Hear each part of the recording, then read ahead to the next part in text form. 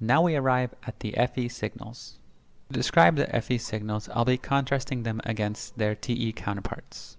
But first, I'd like to give a general overview of all the components involved in FE's presentation. Now, in an overall sense, the key difference between these two functions is FE has a warm and coordinated articulation or emphasis, and TE has a blunt, uncoordinated articulation and emphasis.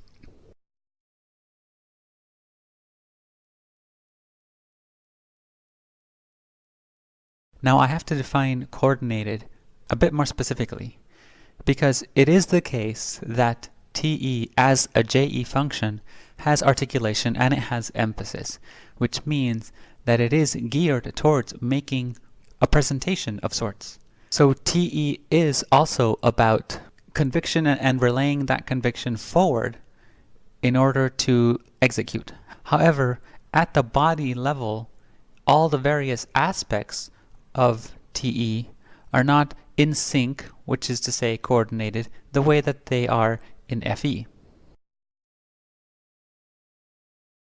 And that is how we can say that FE's articulation is coordinated,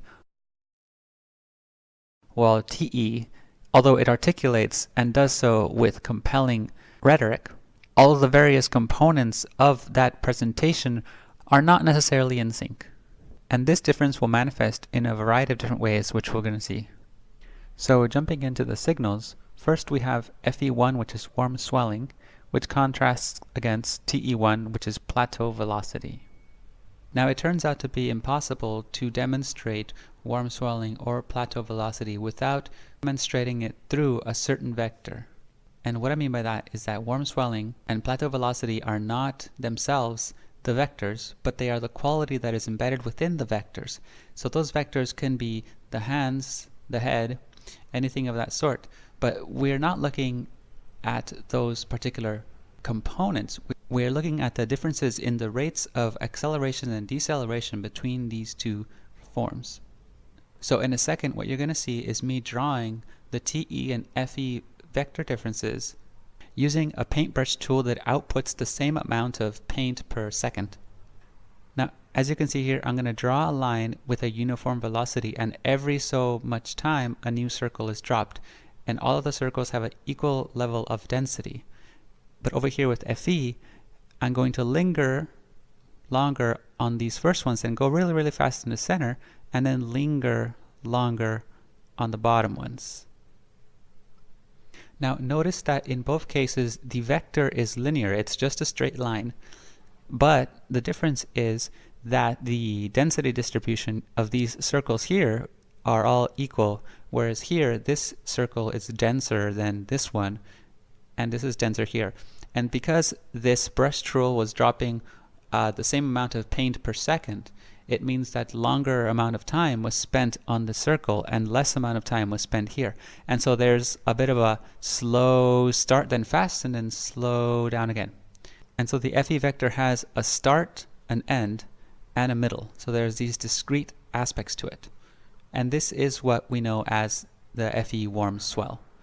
So the warm swelling is when the velocity slows and then picks up and then slows back down. So that's not necessarily ballistic in the shape of, let's say, the limb and how the limb moves through the air.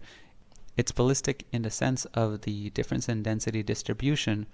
In other words, the delay before and after the movement itself. And then up here, the opposite, which is TE, which has a uniform movement, is what we call TE's plateau velocity. Now that we've seen that diagram, notice here with one of our samples, Ferris, how his hands have that delay, and then they push out and then they delay again. It's very subtle, but we can compare this to the plateau emphasis. Notice now the head movement. Again, we're not talking about the head movement or the hands or any limb in particular.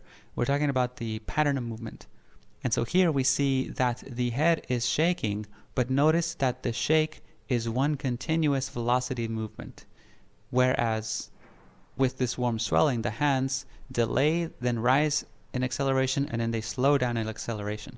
So that beginning, middle, and end defines what a warm swell is. Okay, now that we've talked about the differences in acceleration, the next point is the differences in coordination. And this is to do with the coordination of the various vectors. So now we're getting into the vectors. Beginning here with FE2, which is coordinated emphasis. Now this has two aspects to it. The first one is that the movements are in a linear vector, and at the same time, those linear vectors are in sync with one another to where they happen at the same time and they hit at the same time.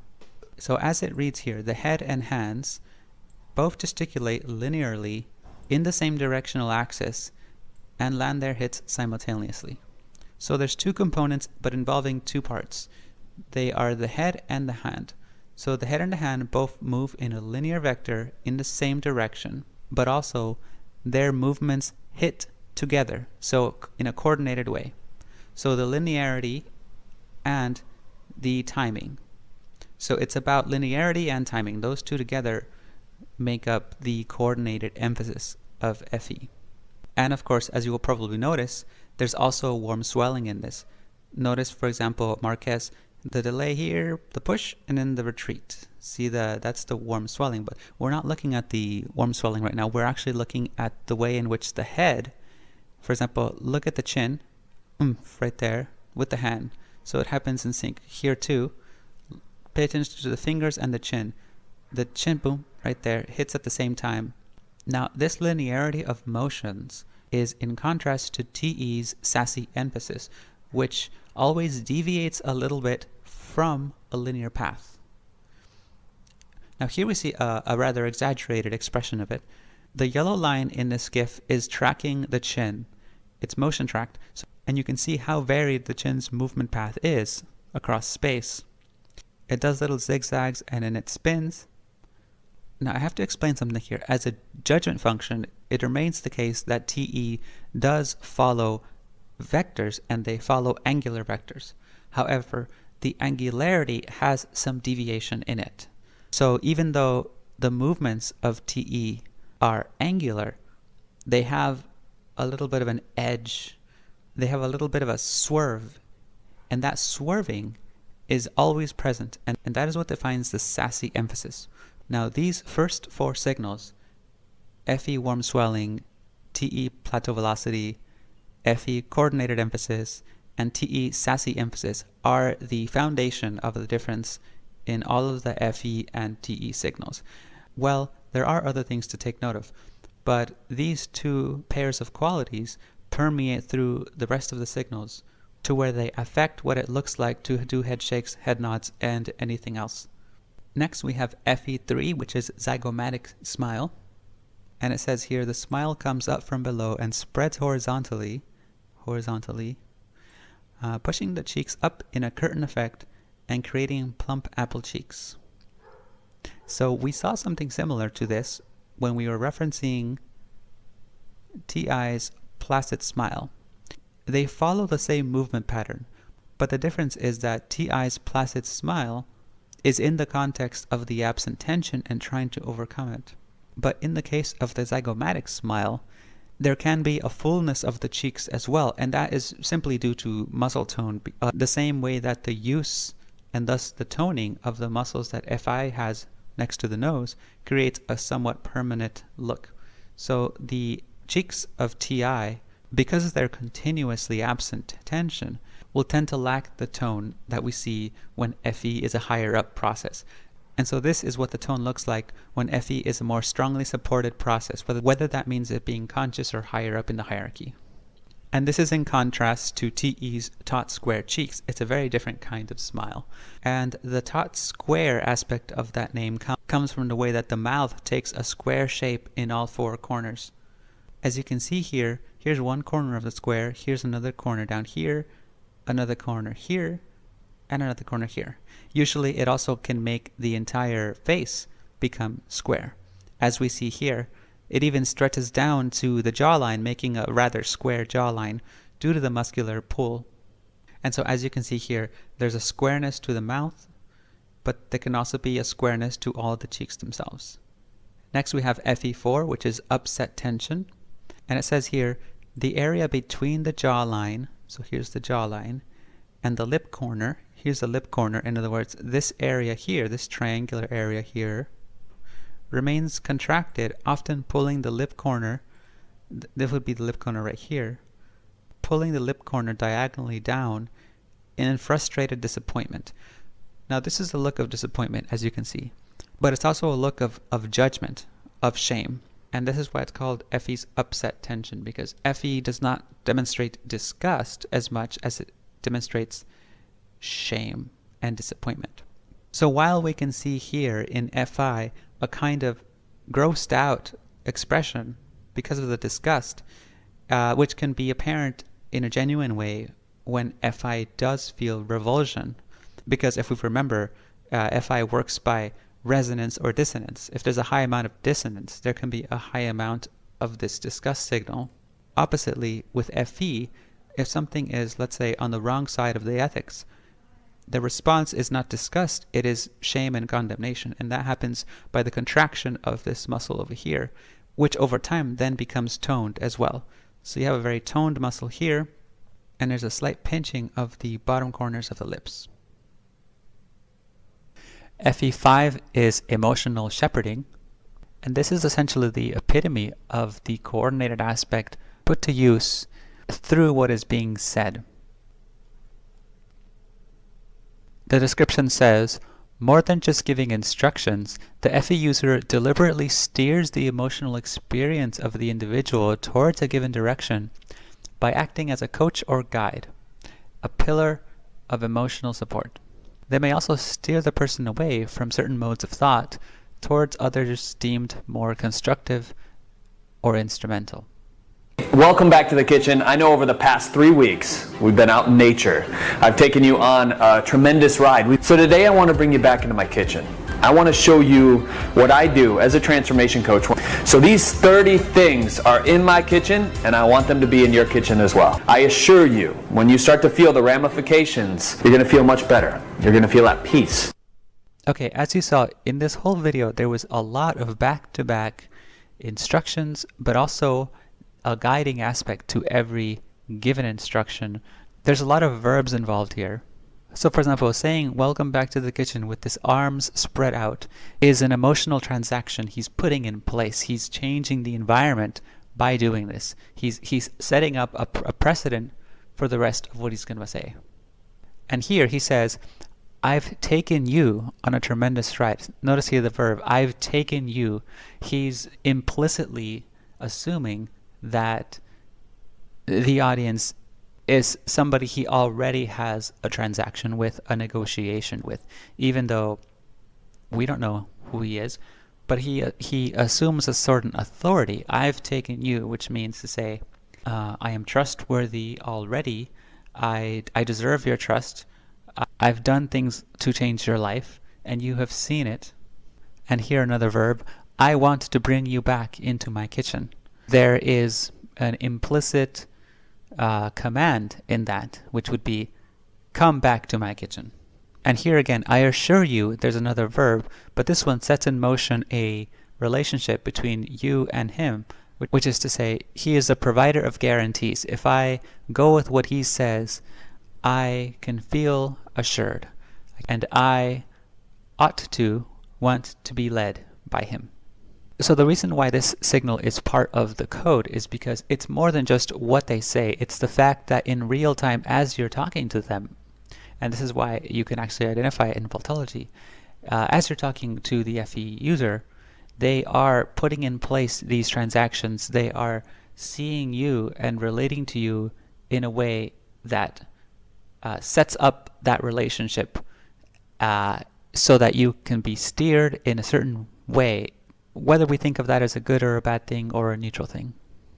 Okay, next we have FE6, which is warm head shakes.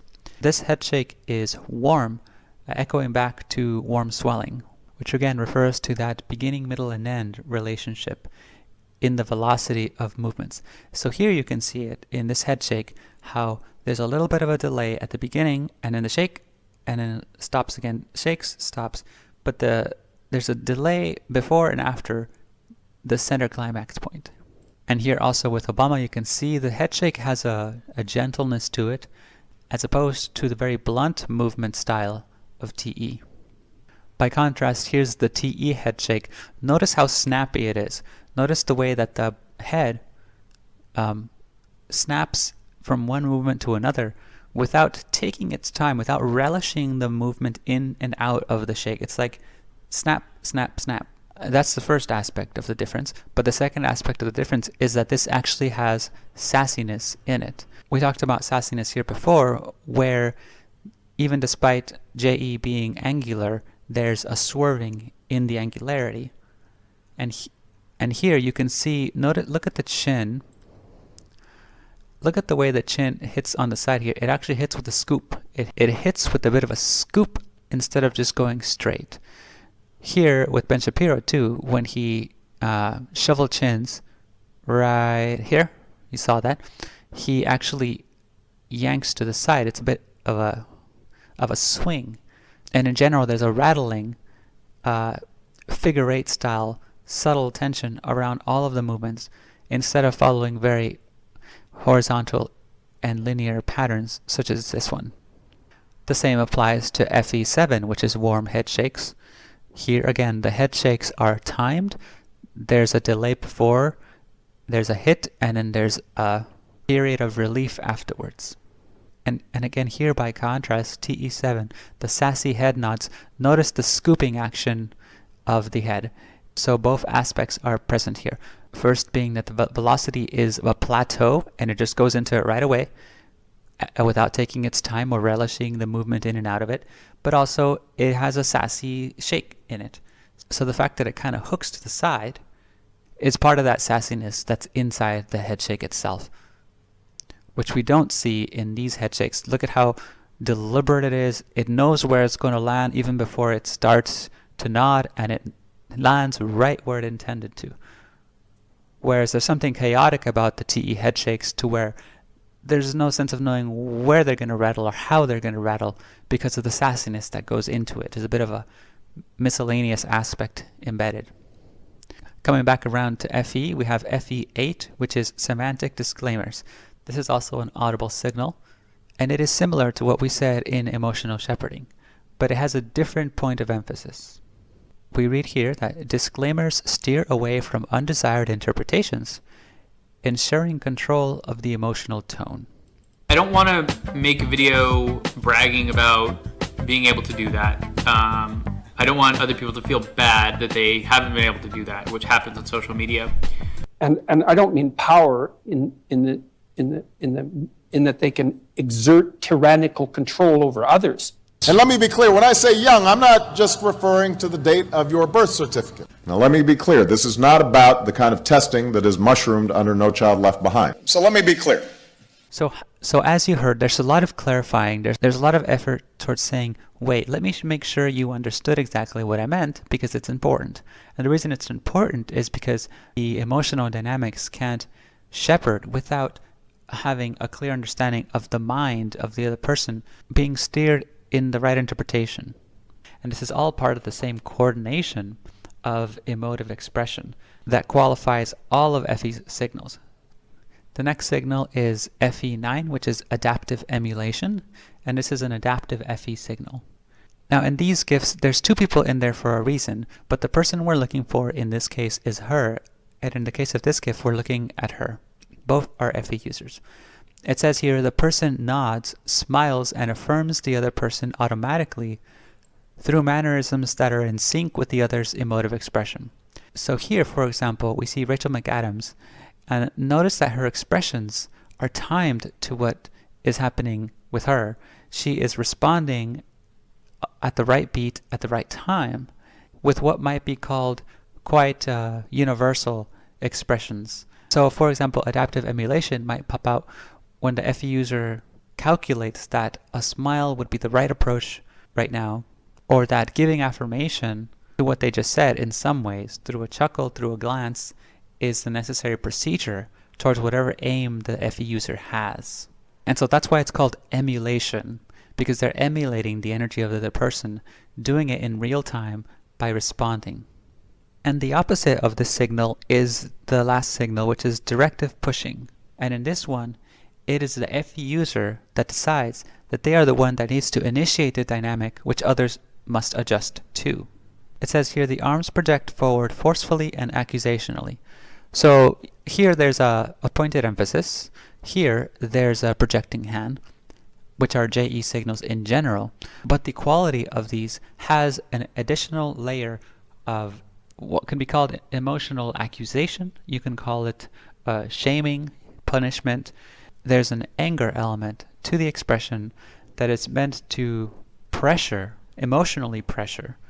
It could be as small as a given you ought or you should, something along those lines that is being said with this gesture. But again, it's putting forth a dynamic in which the other person ought to adjust to them. But this is all part of FE's operation as a function that coordinates, because coordination can be in one direction or the other.